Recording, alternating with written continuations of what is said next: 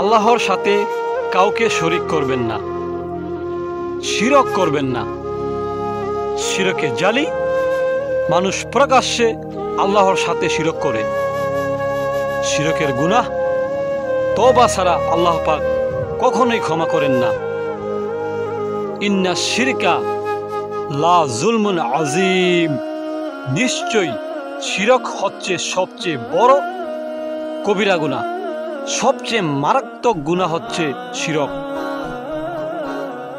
তাই যাহারা আল্লাহর সাথে শিরক করেছেন তাহারা আল্লাহর কাছে তওবা করে নিন।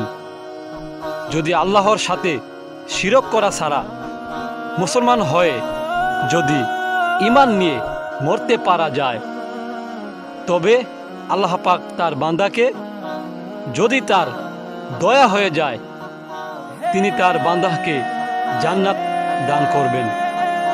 কিন্তু পরের হক খাওয়া এবং মিথ্যা, এ দুটি পাপ কাজ থেকে বিরত থাকতে হবে, তবেই জান্নাত নসিব হওয়ার আশা করা যায়।